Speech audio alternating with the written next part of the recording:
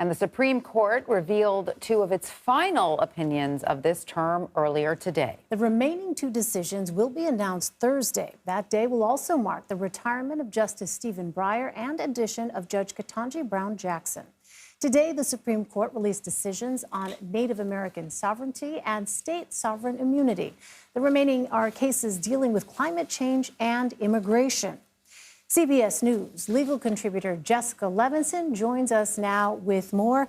Hi there, Jessica. So can you walk us through the significance of the two cases decided today? Well, the first case, as you talked about, really deals with tribal sovereignty. And what the court said here is that the federal government and the state governments have concurrent, meaning they share authority when it comes to crimes that are committed by non-Native Americans on tribal land. And so what they said is the state can prosecute a non-Native American who commits a crime on tribal land. This is seen as really harming the sovereignty of the Native American land. And you have this incredibly angry dissent from Justice Gorsuch, where he says to the court, what are you doing? You're taking away Congress's power. And what's really interesting is we see very starkly the difference between Justice Amy Coney Barrett joining the court, because this, in my view, really flips a 5-4 decision from when Justice Ginsburg was on the court. The other case deals with whether or not a returning veteran can sue a state for private discrimination claims. And the short version of the story is that the court says, yes, he can, and that the federal war powers basically allows for the state to be sued, brings away state sovereignty. And so that's really about whether or not returning veterans have this private right of action for this type of discrimination suit.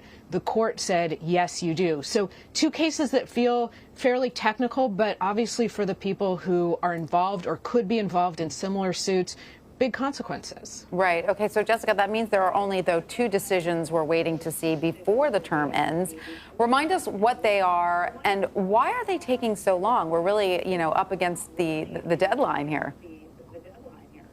We are. Well, the justices can take their time. I will say we almost always have decisions on the last day of June. And obviously, it's been an incredibly strange term because we had that leaked opinion in the Dobbs decision, and we don't know how that altered their workflow. But I will say, we always have opinions, and they're not from early in the term. So this is about the pace we typically see. Now, one case deals with the power of the EPA to try and regulate greenhouse gas emissions. And that might not sound super sexy, but the case actually brings up huge questions about the power of federal agencies, and specifically whether or not they need specific congressional statutory authorization before they act on big questions, or if they have really more authority to act on their own. Again, really big implications for what are we going to do with respect to greenhouse gas emissions and climate change, but also really big implications for what would that mean for federal agencies if the Supreme Court decides to basically go big and say, federal agencies, you need really specific marching orders from Congress. That would put a lot more pressure on Congress to really tell federal agencies when they can act. The other case deals with the so-called Remain in Mexico policy that former President Trump implemented. It's a fairly technical case. It deals with whether or not President Biden can basically say, we're not implementing that case anymore.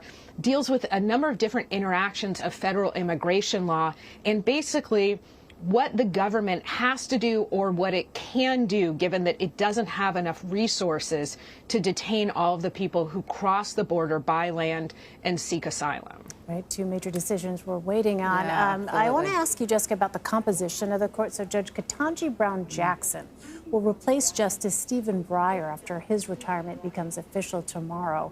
Two questions here. What will Justice Breyer's legacy be? And what is the change in the dynamic, you think, on the high court with the addition of Judge Jackson? So the second question I'll get to, but the answer is we never know how much one person changes the court. It's like, I just had this conversation this morning, it's like having a dinner party of 9 people at the table, one person leaves, somebody else comes in. It's going to change the conversation. Obviously, this conversation when it comes to the Supreme Court is an incredibly high stakes conversation.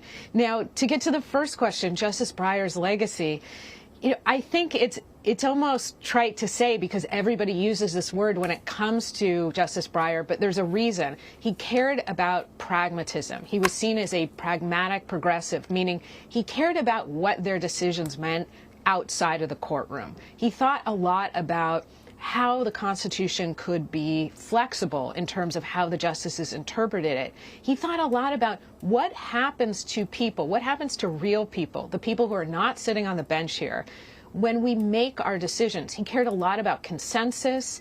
I think he had, I would argue, an optimistic approach. He was famous for, in oral arguments, these very long hypothetical questions that made me feel like I was back, in a law school classroom.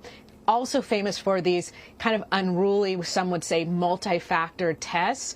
But, well, Justice Ketanji Brown Jackson, who obviously clerked for Justice Breyer, well, she may vote the same way on some of the big issues. She will be, we all expect, a reliable liberal or progressive vote. The way she goes about that will be different. And that's to your second question, what we really need to look at. How does she change the other justices' opinions, if at all? And how does her approach differ, even if the bottom line for the big decisions will be the same? So interesting, the dynamic. You're right, that comparison to a dinner party, Yes. how a new person adds a whole new sort of chemical reaction to the mix. So interesting. It'll be so interesting to see. But of course, Jessica, she also joins at a time when, in terms of her liberal or progressive vote, as you put it, is very much outnumbered. So perhaps, she won't have as much of an influence on the court. Well, I think that's true in the sense that this is a 6-3 conservative court, and we have seen that really starkly over the last few months. I mean, this is an extremely conservative court, and if we look back at the term, the court has really gone big on issues like abortion, religion, Second Amendment. So she's going to be in the minority for the foreseeable future. She knows that. Justice Breyer was also in the minority, I believe, for the majority of his 27 years on the bench, but again, it does matter when you have so few people making the decisions. If she can even make decisions that would have been broader, if she can pull the court back, make them a bit narrower, that matters. And we know that today's dissent at some point could be tomorrow's majority. Not tomorrow in real terms, but many years down the line. So obviously she will have an impact. But look, abortion cases, gun rights cases, religion cases, those are likely to remain 6-3 for the foreseeable future. Interesting stuff. Jessica Levinson, thank you so much for joining us. We appreciate your SCOTUS insight. Thank you.